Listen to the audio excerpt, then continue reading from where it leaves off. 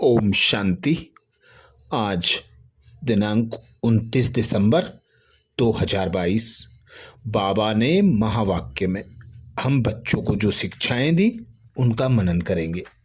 बाबा बोले, मीठे बच्चे, कोई कितना भी गुणवान हो, मीठा हो, धनवान हो, तुम्हें उसकी तरफ आकर्षित नहीं होना है, जिस्म को याद नहीं करना है। मीठे बच्चे, कोई कितना भी गुणवान हो, मीठा हो, धनवान हो, तुम्हें उसकी तरफ आकर्षित नहीं होना है, जिस्म को याद नहीं करना है। अर्थात पिता परमात्मा विदेही, विदेही बाप आकर हम बच्चों को विदेही बनाते। बाबा कहते, मैं आता हूं तुम बच्चों को आप समान बनाने के लिए। तो हमारा बाबा सदा निराकारी है। बाबा कहते हैं, मैं आत्माओं से बात करता हूं, आत्माओं को समझाता हूं, आत्मा सुनती है और मेरे द्वारा जो नॉलेज मिलती है आत्मा ही ग्रहण कर तमो प्रधान से सतो प्रधान बनती है। पर जब बच्चे देह भान में आते हैं, देहिक दृष्टि रखते हैं, देहधारी को याद करते हैं, देहधारी की विशेषताओं को याद रखते हैं, देहधारी के संबंधों के वशीभूत होते हैं, तो बाबा कहते उनका कल्याण हो ना सके। क्योंकि बाबा सदा कहते, करावनहार की स्मृति में रहकर हर कर्म करो, खुद को देही अभिमानी बनाने का अभ्यास करो। तो जो बच्चे निरंतर खुद को आत्मा अनुभव करते, वे सदा यह स्मृति रखते कि करावनहार पिता परमात्मा है, पिता परमात्मा ही दाता है, वही सबको गुणवान बनाता है, धनवान बनाता है, मीठा बनाता है। तो कोई देहधारी कितना भी गुणवान हो, कितना भी मीठा हो, कितना भी धनवान हो, उनकी ओर आकर्षित नहीं होना है। बाबा सदा कहते, कई बच्चे विशेषताओं को देखकर आकर्षित होते हैं। उन बच्चों को यह स्मृति रखना चाहिए कि इन आत्माओं में जो विशेषताएं हैं वो बाबा के द्वारा प्राप्त हुई हैं। तो बाबा को ही याद करना है, बाबा की ही श्रीमत पर चलना है। आज बाबा श्रीमत देते, किसी की तरफ आकर्षित नहीं होना, जिस्म को याद नहीं करना। यहां तक बाबा कहते, ब्रह्मा के द्वारा मैं नॉलेज देता हूं, पर तुम बच्चों को ब्रह्मा के देह को भी याद नहीं करना है। याद एक विदेही पिता परमात्मा को करना है, जिससे अंतमति सोगति हो सके।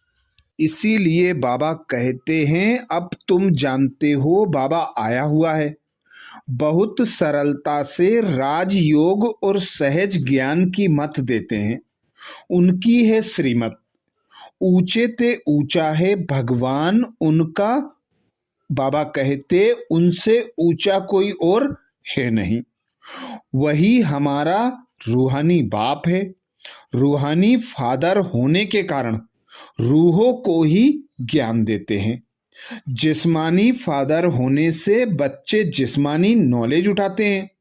इसलिए बाप कहते हैं, आत्म अभिमानी बनो और बाप को याद करो। कोई भी जिस्मानी याद नहीं रखनी चाहिए। तुम आत्मा हो, मनुष्य भल कितना भी अच्छा हो, धनवान हो, मीठा हो, देहधारी को याद नहीं करना है। एक पिता परमात्मा को ही याद करना है। प्रश्न किया बाबा ने, जिन बच्चों को नॉलेज मिली है उनके मुख से बाप के प्रति कौन से मीठे बोल निकलते हैं? जिन बच्चों को नॉलेज मिली है उनके मुख से बाप के प्रति कौन से मीठे बोल निकलते हैं? उत्तर में बाबा कहते, ओहो बाबा, आपने तो हमें जिए दान दे दिया। मीठे बाबा, आपने हमें सृष्टि के आदि मध्य अंत की नॉलेज देकर सर्व दुखों से छुड़ा दिया है, तो कितनी शुक्रिया निकलनी चाहिए।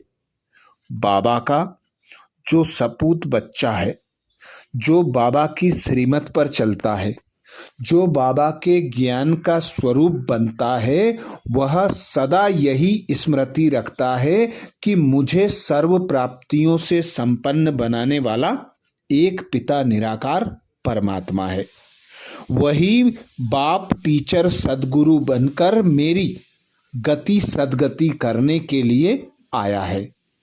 तो बाबा कहते हैं, उन बच्चों के मुख से सदा शुक्रिया निकलती है कि शुक्रिया बाबा, आपने मुझे क्या से क्या बना दिया। क्योंकि बाबा है ज्ञान सागर, उसे ही ज्ञान सूर्य कहते हैं। बाबा कहते, तुम जानते हो हमारा अंधियारा अब दूर हो गया है। सृष्टि के आदि मध्य अंत को बाबा कहते, तुम बच्चे अब जान गए हो। जब रचयिता के पार्ट को जानते हो तो औरों के पार्ट को भी जरूर जानते होंगे। तुमको नॉलेज मिल रही है, तुम जानते हो यह बाबा बहुत प्यारा है। हमको जियेदान देते हैं, दुख से छुड़ाते हैं, काल के चंबे से छुड़ाते हैं, कोई मरने से बच जाते हैं। बाबा कहते, डॉक्टर ने जियेदान दिया, तुमको तो एक ही बार जियेदान मिलता है, जो तुम कभी बीमार नहीं होंगे। फिर यह नहीं कहना पड़ेगा कि फलाने ने जियेदान दिया। यह है बाबा कहते बिल्कुल नई नई बातें जो मैं आकर बच्चों को सुनाता हूँ। इसीलिए बच्चे कहते, शुक्रिया बाबा, शुक्रिया। अगला प्रश्न किया बाबा ने, अंत के समय बाप के सिवाय किसी में भी रग न जाए, उसके लिए क्या करना है। अंत के समय बाप के सिवाय किसी में भी रग ना जाए, उसके लिए क्या करना है। उत्तर में बाबा समझाते, बाबा कहे, बच्चे, कोई भी चीज लोभ के वश अपने पास एक्स्ट्रा नहीं रखनी है। एक्स्ट्रा रखेंगे तो उसमें रग जाएगी, बाप की याद भूल जाएगी।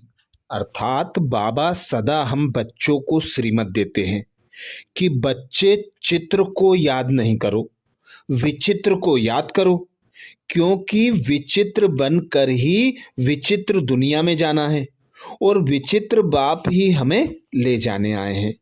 उसी विचित्र बाप की याद से बाबा कहते, तुम्हारे विकर्म विनाश होते हैं, तुम्हें मुक्ति, जीवन मुक्ति का वर्षा मिलता है।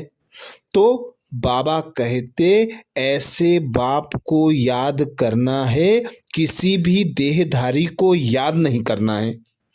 लोभवश कोई वस्तु अपने पास एक्स्ट्रा नहीं रखनी है, चाहे कपड़े हों, चाहे जूते हों, चाहे पैसा हो।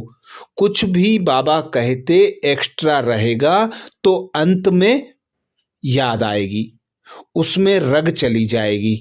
तो बाबा कहते, गति भी फिर वैसी ही होगी। एक बाप की याद रहेगी तो अंतमति सदगति हो जाएगी।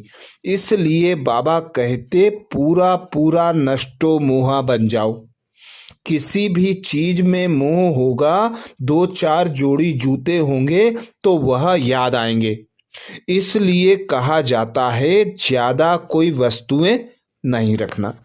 इसीलिए बाबा कहते, स्वयं की देह में भी आसक्ति ना हो, पराई देह में भी, देह के संबंध में भी, सुख सुविधा के साधनों में भी आसक्ति नहीं रखो।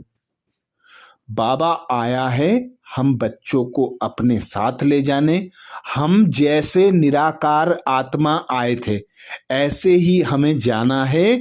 तो बाबा कहते, अब यह तुम्हारा अंतिम मर्जीवा जन्म है, अब तुम्हें वैसे ही जाना है जैसे तुम आए थे। तो पूरा पूरा नष्टो मोहा बन जाना है। आगे बाबा कहते ज्ञान और योग की मदद से बहुतों का कल्याण करना है। मनसा वाचा कर्मणा सबको मदद देते रहना है। बाबा जो श्रीमत देते हैं उस श्रीमत पर अच्छी रीति चलते रहना है।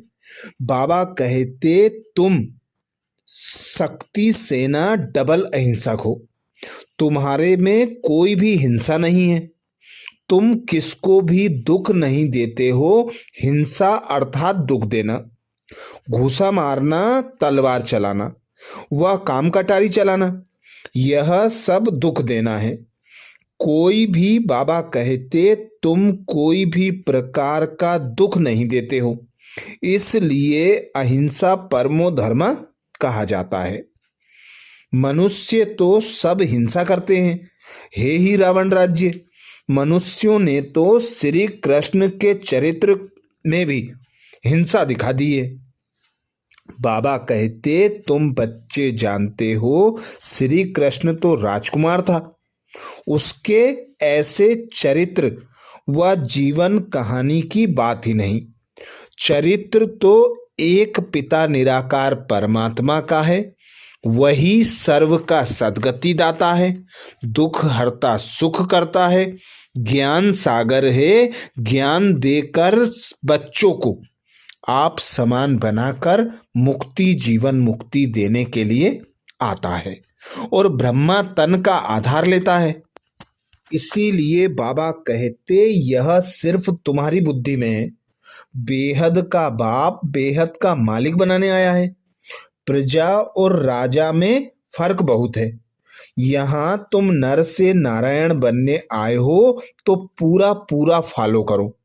फकीर से अमीर बनना है, इतना पुरुषार्थ करना चाहिए। खुशी से रोज पढ़ाई पढ़ना चाहिए। वरदान दिया बाबा ने। वरदान में बाबा कहते ब्राह्मण जीवन में याद और सेवा के आधार द्वारा शक्तिशाली बनने वाले मायाजीत भाव। ब्राह्मण जीवन में याद और सेवा के आधार द्वारा शक्तिशाली बनने वाले मायाजीत भाव। अर्थात बाबा हम बच्चों को ब्राह्मण मरजीवा जन्म देते। बाबा कहते यह जो ब्राह्मण मरजीवा जन्म तुम बच्चों को मिलता है, विश्व कल्याण अर्थ मिलता है, सर्वगुण संपन्न 16 कला संपूर्ण संपूर्ण निर्विकारी मर्यादा पुरुषोत्तम बनने के लिए मिलता है। पर तुम्हारी लड़ाई है माया रावण से, जिसके लिए ज्ञान बल और योग बल की आवश्यकता होती है। तो बाबा सदा हम बच्चों को ज्ञान बल और योग बल से संपूर्ण बनाते, सर्व शक्तियों से सजाते, ज्ञान रत्नों से सजाते, गुणों से सजाते। तो बाबा कहते खुद को इतना बिजी कर लो याद में और सेवा में कि माया को मौका ही ना मिले तुम बच्चों पर वार करने का। अर्थात ऐसा डबल लॉक लगा दो याद और सेवा का। जब डबल लॉक होगा तो माया कैसी भी बहरूपिया बनकर आए, कैसे भी स्वरूप में आए, तुम बच्चों को टच भी नहीं करेगी, क्योंकि वह देखेगी ये तो बिजी हैं, इनके पास तो फुर्सत नहीं है। तो तुम बच्चों को वह टच भी नहीं करेगी, परेशान नहीं करेगी और तुम सर्व शक्तियों से संपन्न बन जाओगे, मायाजीत बन जाओगे। इसीलिए बाबा समझाते ब्राह्मण जीवन का आधार है याद और सेवा। अगर याद और सेवा का आधार कमजोर है तो ब्राह्मण जीवन कभी तेज चलेगा, कभी ढीला चलेगा। कोई सहयोग मिले, कोई साथ मिले, कोई सरकमस्टांस मिले तो चलेंगे, नहीं तो ढीले हो जाएंगे। इसलिए याद और सेवा दोनों में तीव्र गति चाहिए। याद और निस्वार्थ सेवा है तो मायाजीत बनना बहुत सहज है, फिर हर कर्म में विजयी दिखाई देगी। स्लोगन में बाबा कहते, विघ्न विनाशक वही बनता है जो सर्व शक्तियों से संपन्न है। विघ्न विनाशक वही बनता है जो सर्व शक्तियों से संपन्न है।